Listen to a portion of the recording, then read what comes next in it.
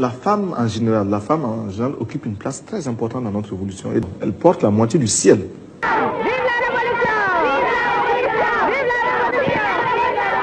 I'm Inem Richardson, a journalist for African Stream, and I recently spent a few weeks in Burkina Faso, Mali, and Niger. And in this video, I'm focusing on women's voices and perspectives on imperialism, the fight against it, and the Alliance of Sahel States, or AES, an anti-imperialist union between Burkina Faso, Mali, and Niger. Juste après le coup d'État du 26 juillet, nous nous sommes rendus compte que les femmes n'étaient pas organisées et n'étaient pas dans la lutte. Et ça faisait en sorte que la lutte était un peu stagnée, ça n'avançait pas comme on voulait. Et juste là, l'idée nous est venue, moi et mes camarades, pour organiser les femmes et pouvoir faire en sorte que les femmes soient au devant de la lutte. Parce que toute lutte où il n'y a pas de femmes, c'est voué à l'échec. Et c'est pour ça que nous sommes organisés en réseau de femmes engagés pour la sauvegarde de la patrie, pour pouvoir être au devant, à faire sortir toutes les femmes, faire maison par maison, quartier par quartier, pour que les femmes soient dans la lutte. Et les femmes n'ont pas attendu une minute. Nous sommes rassemblés et nous avons dit, nous sommes avec les militaires. La politique n'est pas que masculine. Nous, les femmes aussi, nous avons notre rôle à jouer. Et quand les femmes s'impliquent, wow, je pense qu'on voit les résultats. Parce que lors de l'insurrection populaire en 2014, là, les femmes ont lutté, elles sont sorties avec les balais, les spatules et tout ça. Et voilà, elles ont donné leur voix, elles ont participé à la lutte. Et au final, on a eu gain de cause.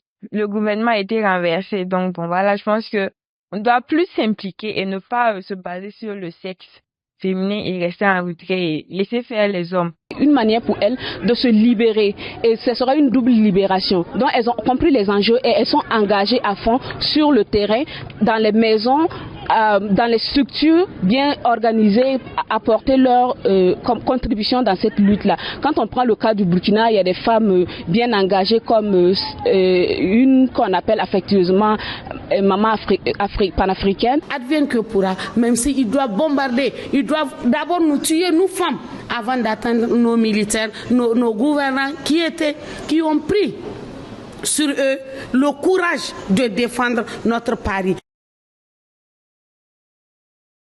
Elle joue un rôle crucial du moment qu'elle s'occupe même de la famille, des hommes, ces hommes qui vont à la lutte et qui reviennent à la maison trouver que tout a été fait pour que demain encore ils aient la force, le courage, le moral pour aller encore à cette lutte-là. Et également, elles sont aussi sur le terrain dans la lutte avec ces hommes-là au front pour montrer que non, la question du pays, la question de l'Afrique, la question de la libération, ce n'est pas qu'une question d'hommes. C'est quand le pays est sous domination, elles sont également sous domination parce qu'il faut reconnaître que les femmes sont doublement opprimées. Comme d'habitude, les femmes sont beaucoup plus en retrait.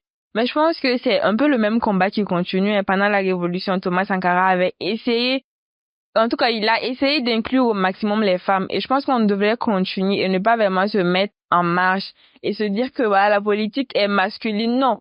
Je pense que au Burkina, par exemple, les femmes occupent plus de la moitié de la population, 52% je pense, sans la moitié de la population. Il faut que cette moitié-là s'intéresse, qu'elle s'informe et qu'elle participe à sa façon, à ce que voilà, on obtienne ce développement tant rêvé, qu'elle ne reste pas en marge, qu'elle s'implique dans la lutte, peut-être à travers, je vais dire quoi, des organisations de femmes et tout ça. Les sentinelles de la patrie, ils sont considérés comme étant les garants, ceux qui surveillent le pays. Donc nous sommes là pour rassembler, pour motiver, pour encourager et également dynamiser toutes les femmes. Parce que vous savez, dans un pays, la femme est au cœur du développement. On ne peut rien faire sans la femme. Et quand il y a guerre dans un pays, pour qu'il y ait en tout cas une catastrophe, la personne qui le sent le plus, c'est cette femme.